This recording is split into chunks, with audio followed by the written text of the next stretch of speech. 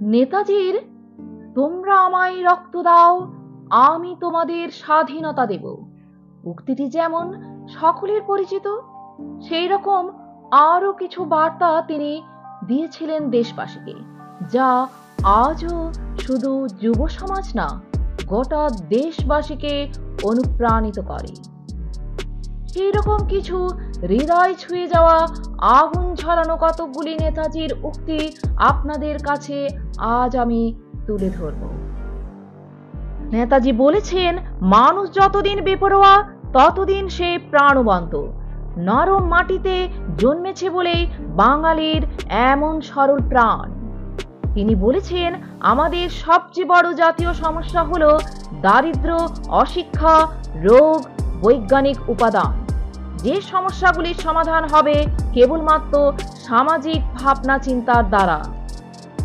জগতের সবকিছু ক্ষণভঙ্গুর, শুধু একটা জিনিস ভাঙে না, সেটা হলো ভাব বা আদর্শ।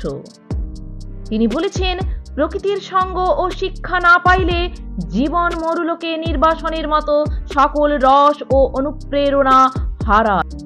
ভারত ডাকছে, রক্ত ডাক দিয়েছে রক্তকে, উঠে দাঁড়াও, আমাদের নষ্ট করার মতো সময় নেই, অস্ত্র তোলো। যদি ভগবান চান তাহলে আমরা শহীদের মৃত্যুবরণ করব। নিজের প্রতি সত্য হলে বিশ্ব মানবের প্রতি কেউ অসত্য হতে পারে না।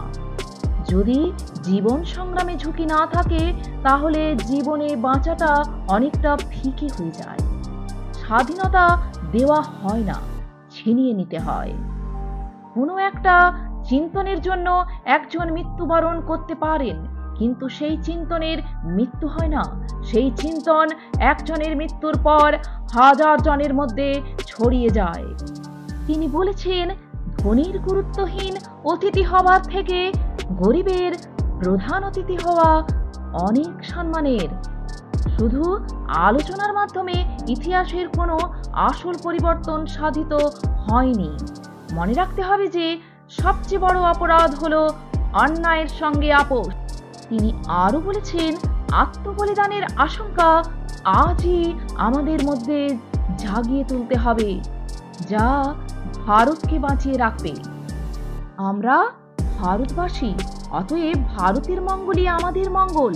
সত্য এবং ত্যাগ, এই দুইটি আদর্শ রাজনীতির ক্ষেত্রে যতই লোপ পাইতে থাকে, রাজনীতির কার্যকারিতা ততই হ্রাস পাইতে থাকে। যে নেতা জনতার মনস্তত্ত্ব ভালো মতো বোঝে, সেই নেতারই প্রভাব বেশি, ক্ষমতাও বেশি, সাফল্যও বেশি। জননীকে ভালোবাসার অর্থ শুধু নিজের প্রসূতিকে ভালোবাসা নয়, সমস্ত মাতৃজাতিকে ভালোবাসা। যেমন সকল নদীর গন্তব্যস্থল সমুদ্র, সেইরূপ সমস্ত জীবনের গন্তব্যস্থল ঈশ্বর।